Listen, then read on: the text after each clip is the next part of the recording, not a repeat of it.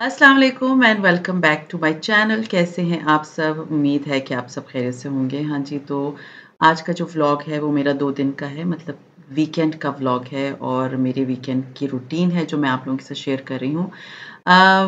आज मैं आप लोगों के साथ एक बहुत इम्पोर्टेंट टॉपिक पे बात करूँगी, लापरवाह शौहर पे। वो मेरी एक बहुत प्यारी-सी सब्सक्राइबर हैं। वो मेरे व्लॉग्स देखती हैं काफ़ी अरसे से और उन्होंने मुझे इंस्टाग्राम पे अप्रोच किया और उसके बाद उन्होंने मुझे अपनी पूरी स्टोरी जो उनकी लाइफ में आजकल चल रहा है, जो वो फेस कर रही हैं, वो उन्होंने मेरे साथ शेयर की। तो मुझे था कि ये मसला बहुत सी ख़वातीन का है, तो I should address it here. यहाँ मुझे आप लोगों से बात करनी चाहिए कि इस चीज़ को किस तरह कोप किया जाए।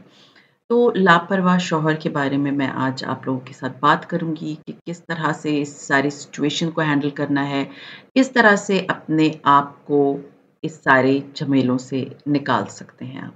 तो मेरी जो सब्सक्राइबर हैं, I will not take her name and उन्होंने मुझे कहा कि उनकी शादी को तकरीबन 8 साल हो गए हैं और उनकी मंगनी निकाह रहा है 2 साल तक और मतलब उन्हें अपने हस्बैंड से बेपनाह मोहब्बत है।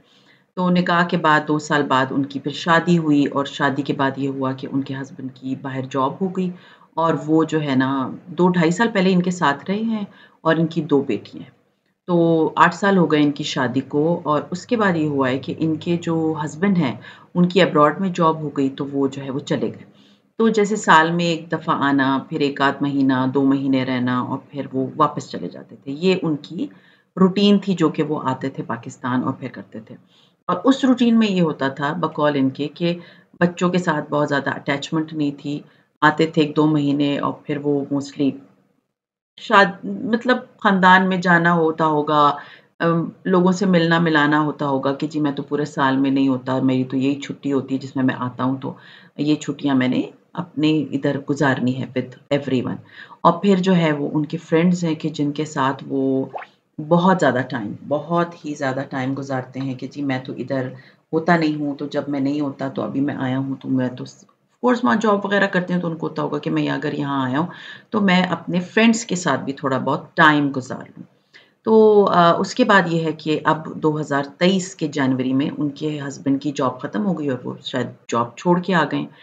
तो अब ये है जो मेन चीज़ उन्होंने मुझे बताई है, उन्होंने मुझे कहा कि मेरे हस्बैंड ना मुझसे बात ही नहीं करते। मतलब बात करते हैं तो कभी-कभी करते हैं, बहुत रेयरली बात करते हैं और उनको होता है कि बस तुम मेरे सारे काम करती रहो। जैसे एक अम, हर औरत करती है, मैं भी करती हूँ, आप भी करते हैं, सब अपने हस्बैंड के काम करते हैं, बट उनको गिला ये है कि मैं बीमार हूँ, मैं ठीक हूँ, मतलब अगर मेरी तबीयत ख़राब है, मुझसे कोई काम नहीं भी हो रहा, तो वो बिल्कुल इस चीज़ का एहसास नहीं करते। मतलब केयरलेसनेस की इंतहा है कि आप बीमार हैं, समटाइम्स आपकी तबीयत ठीक नहीं होती, आपको आपके पीरियड्स आए होते हैं, आपको उससे उठना नहीं होता, आपसे कोई काम नहीं होता, तो हर औरत की ये सारी सिचुएशंस चलती रहती हैं ज़िंदगी में।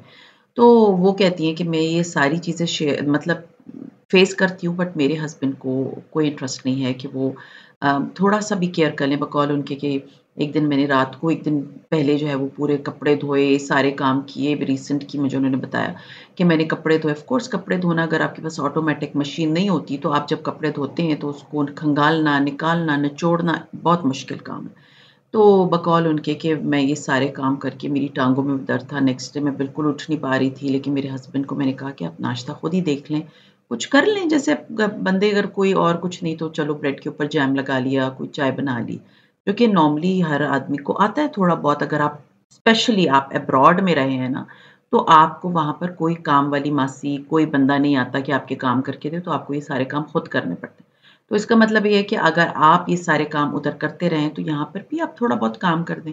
बट बकौल उनके कि उन्होंने मुझे ही पागल किया हुआ था कि उठो, मुझे चाय बना के दो, उठो, मुझे नाश्ता बना के दो। और बकौल उनके कि मैंने फिर जब उनको नाश्ता वग़ैरह बना के दिया, तो वो शायद पूरियाँ उन्होंने बना के दी हैं, तो शी सेड कि मैं पूरी नहीं खाती। तो फिर उन्होंने उनको एक दफ़ा भी नहीं बोला कि तुमने नाश्ता किया है या तुमने नाश्ता कुछ और खाना है, मैं कुछ बाज़ार से ले आऊँ, जैसे हस्बैंड करते हैं।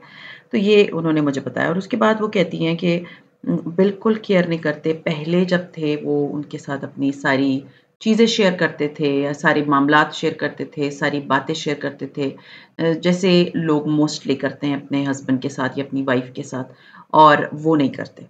तो फिर उसके बाद ये है कि जब ये उनसे बात करती हैं तो वो जवाब नहीं देते एंड मोस्टली वो गेम खेलते रहते हैं। और उसके बाद ये है कि अब वो बहुत तंग हो गई हैं बकौल उनके कि मेरा बिल्कुल इनके साथ रहने का दिल नहीं चाहता और क्योंकि इनकी 2 बेटियाँ हैं, तो ये तो उनको छोड़ नहीं सकती, ना इनके पास छोड़ सकती हैं, ना साथ ले जा सकती हैं। तो यू यू नेवर नो कि लोगों की क्या-क्या मजबूरियाँ होती हैं। And she is very much fed up and बस ये है कि वो कहती हैं कि मेरे फादर जो थे, वो मेरी अम्मी से सारी बातें करते थे, ये मुझसे बिल्कुल बात नहीं करते। तो ये जो पूरा जो आप लोगों को बताने का मकसद ये है कि इस तरह के मुझे सिमिलर बहुत से मैसेजेस आते हैं। तो आज हम बात करेंगे केयरलेस हस्बैंड पे।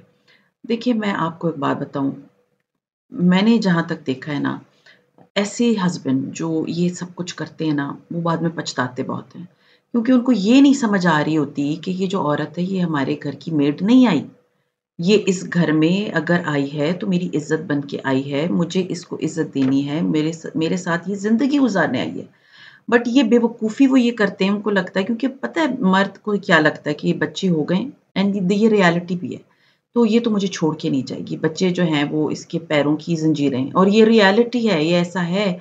आप जब खुद सफ़र कर रहे होते हैं ना, आप खुद परेशानियाँ देख रहे होते हो, तो आप जब दिल में ये बात आती भी है ना कि मैं अपने बच्चे छोड़ के चली जाऊँगी।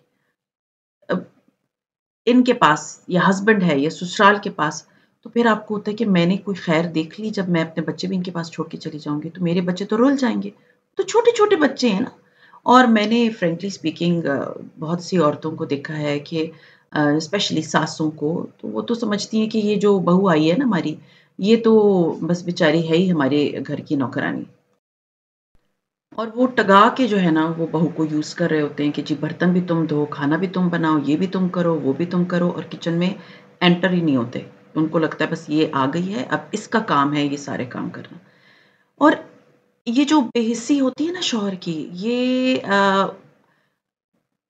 औरत को ना अंदर-अंदर से खा रही होती है, क्योंकि उसको समझ नहीं आ रही होती, क्योंकि वो बहुत मोहब्बत करती है उस बंदे के साथ और उस बंदे की तरफ से कोई रिस्पॉन्स नहीं होता। आजकल जो सबसे बड़ा फ़ितना है दैट इज़ फ़ोन। पहले ज़माने में होती थी मूवीज़, लोग अपने कंप्यूटर और लैपटॉपों पे बैठ के मूवीज़ देखते थे और बीवी को इग्नोर करते थे। इसी तरह आजकल ये होता है कि लोग अपने फ़ोन पे स्क्रॉल करते रहते हैं और बीवियाँ जो हैं वो परेशान होती हैं। बकौल उनके कि मैं अपने हस्बैंड को बहुत सारी रीलें भी भिजवाती हूँ। मैं उनसे बोलती हूँ कि मुझसे भी बात कर लें। देखिए, अब मैं अगर आपको एक बात बताऊँ, मैंने ये बात पता नहीं कितनी दफ़ा आप लोगों के साथ शेयर की है, बहुत दफ़ा शेयर की है।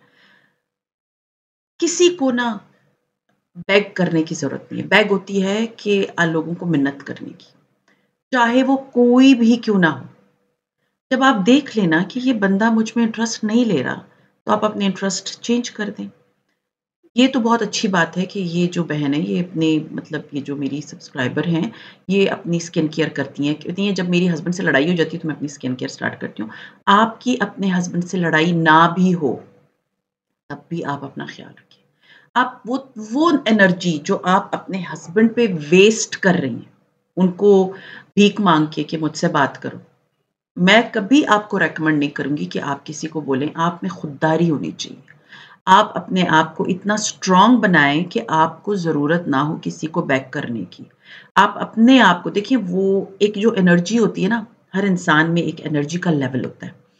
आप वो एनर्जी देखिए सुबह से लेके रात तक आप रोबोट नहीं के काम करेंगी, तो आपकी एक एनर्जी लेवल है कि आपने इतनी देर काम कर लिया, इसके बाद आप फ्री हो गए, ये कर लिया, वो कर लिया। बट ये भी एक एनर्जी है जो आप लोगों पे वेस्ट कर रहे होते हैं, उनकी तवज्जो हासिल करने के लिए, उनसे बात करने के लिए, उनको अपनी तरफ अट्रैक्ट करने के लिए या उनसे ऐसी चीज़ों की उम्मीदें रख रहे होते हैं कि मुझसे बात करो, मेरी तरफ ध्यान दो। बिल्कुल मत करें। बिलीव मी ये करने की आपको बिल्कुल भी ज़रूरत नहीं है कि आप लोगों को मिन्नत करें कि जी आओ मुझसे बात करो क्योंकि अगर किसी ने आपसे बात नहीं करनी ना, तो आपको ज़रूरत नहीं है कि आप उनको बेग करेंगी या आप उनको मिन्नत करेंगी कि मुझसे बात करें। वो नहीं करते आप अपनी एक्टिविटी कोई और स्टार्ट कर दें। मैंने आप लोगों से कितनी दफ़ा कहा है, मैंने उनको बोला आप जॉब कर लें बट वो कहती हैं कि मैं इतनी क्वालिफ़ाइड नहीं और दूसरा ये कि अगर मैं जॉब स्टार्ट करी तो अब फिर तो और ही मुझ पे डिपेंड करना शुरू कर देंगी। फाइन, बिल्कुल मत करें जॉब, आपकी बात बिल्कुल ठीक है कि वो तो पहले ही नौकरी नहीं कर रहे, पिछले अभी तकरीबन 2 साल हो जाएँगे, तो 2023 के जनवरी से वो वापस आए हुए। तो फिर तो कहेंगे कि तुम नौकरी भी करो, तो तुम घर के भी काम करो, क्योंकि मैंने ऐसी औरतों को पिसते हुए देखा है, जो सुबह नौकरी पे जाती हैं, तो वापस आती हैं, घर के काम करती हैं और सास-ससुर से पूछो कि कहाँ गई थी, तो वो आगे से कहते हैं घूमने गई है। ये मैंने अपने कानों से सुना है, किसी की बस क्या कहे बंदा, तो कि जी घूमने गई हुई है, वो बेचारी नौकरी करने गई थी। सो द थिंग इज़ जो जो बहुत इम्पोर्टेंट चीज़ है ना, वो एनर्जीज़ जो आप अपने शौहर के ऊपर वेस्ट कर रही हैं, उनको ये बोल के कि मुझसे बात कर लो प्लीज़, बिल्कुल मत करें। ने 1 दफ़ा नहीं करते, 10 दफ़ा बिल्कुल बात मत करें। वो बातें आप अपने बच्चों के साथ कर लें। कोई ज़रूरत नहीं है कि आप किसी को, मैं आपको एक बात बताऊँ, मैंने अपनी ज़िंदगी से जो कुछ सीखा है, मैंने ये सीखा है कि अपने आप को इतना बिज़ी कर लो कि आपको किसी की ज़रूरत ना पड़े। अपनी लाइफ़ को इतना बिज़ी कर लें कि आपको किसी की ज़रूरत ना पड़े, कि कोई आपके पास आए या वो आपसे बात करने के लिए तरसे, क्योंकि जब आप अपनी अटेंशन उनकी तरफ से हटा देती हैं ना, क्योंकि देखिए ये एक रियलिटी है, आप जितना मर्द के पीछे भागते हैं ना, वो उतना आपसे आगे भागता है। आप फुल स्टॉप लगा दें, इधर ही स्टॉप लगा दें। कोई ज़रूरत नहीं है कि आप उनको बोलें कि चलें वॉक करते हैं, चलें बातें करते हैं। भई आप अपने बच्चों को उठाएँ, चली जाएँ वॉक करने के लिए। आप वो अपने फ़ोन पे लगे हुए हैं, गेम खेल रहे हैं, आप अपनी स्किन केयर करें, अपने अच्छे से बाल बनाएँ, अपने कानों में हैंड्स फ्री लगा लें, तिलावत सुननी है वो सुन लें, गाने सुनने हैं। देखिए, मैं हर कैटेगरी के लोगों को लेके चलती हूँ ना, अभी अगर मैं ये बोलूँ सिर्फ़ गाने सुन लें, तो बहुत से लोग मुझे कहेंगे आप तिलावत का भी बोल सकती हो, तो मैं दोनों बता रही हूँ, ठीक है? जो आपका दिल चाहता है वो कर लें।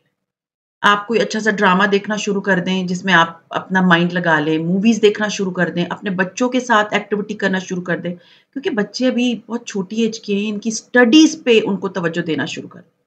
अपनी प्रायोरिटीज़ चेंज करें, अपने बच्चों पे तवज्जो दें, अपने बच्चों को अपनी ज़िंदगी की सबसे बड़ी प्रायोरिटी बनाएँगी, तब कल उनकी भी इज़्ज़त होगी, आपकी इज़्ज़त भी होगी, जब वो अच्छे कामयाब होंगे। आपको पता है कि आप इनके पास अपने बच्चे नहीं छोड़ के जा सकती। आपको पता है कि आप इतनी पढ़ी-लिखी नहीं हैं, अपनी पढ़ाई पे तवज्जो देना शुरू कर दें, कॉलेज में एडमिशन ले लें। अपने बच्चों को स्कूल छोड़ा, आप कॉलेज में एडमिशन ले लें। मुझे पता है कुछ चीज़ें थोड़ी-सी मुश्किल होती हैं, आप प्राइवेटली एग्ज़ाम्स दे दें। अपनी क्वालिफ़िकेशन को मत छोड़ें, मत ख़त्म करें, अपनी पढ़ाई को जारी रखें। मैंने शादी के बाद पढ़ाई की है अपनी। सो आप अपनी पढ़ाई को जारी रखिए, अपने आप को ग्रूम करना शुरू करें, अपने रूम को बड़ा फिट-फाट सा रखें, अपने बच्चों के लिए हर वक़्त अवेलेबल रहें। हमारी गलती क्या होती है? हम अपने मियाँ, उनके बहन-भाई, उनके ख़ानदान, उन सब के लिए अवेलेबल होते हैं, अपने बच्चों के लिए अवेलेबल नहीं होते, which is a very wrong thing. आप सबसे पहले अपने बच्चों के लिए अवेलेबल होनी चाहिए। सो एक अर्ज़ कर रही हूँ, शौहरों के पीछे ना इस तरह भागना छोड़ दें। अपनी खुददारी, अपने आप को इज़्ज़त दें, अपने वो कहते हैं ना खुद ही को कर बुलंद इतना, इतने अपने आप को जो है ना उस मकाम तक ले ले जाएँ कि दूसरा बंदा आपसे बात करने के लिए तरसे। बिल्कुल ज़रूरत नहीं है कि आप उनसे बातें करें, आप अपनी रीडिंग करना स्टार्ट कर दें, अपनी बुक रीडिंग करना स्टार्ट कर दें, ताकि उस बंदे को तजस्सुस हो कि ये मुझे देख क्यों नहीं रही, मुझसे बात क्यों नहीं कर रही? ये आजकल मुझे देखती नहीं है मेरे से, मतलब उस तरह की अटेंशन, जितनी आप अटेंशन देंगी उतना आप इग्नोर होंगी। सो आई होप आज आपको बहुत अच्छे से समझ आ गई होगी कि अपनी सेल्फ रिस्पेक्ट किस तरह करवानी है अपने हस्बैंड की नज़र में, कि जितना भी केयरलेस हस्बैंड हो। सो खैर ये था मेरा आज का व्लॉग, उम्मीद है पसंद आया होगा। पसंद आता है तो लाइक कीजिए, सब्सक्राइब कीजिए, शेयर कीजिए with your friends and family, and see you इंशाल्लाह ताला tomorrow. Till then take care and अल्लाह हाफ़िज़।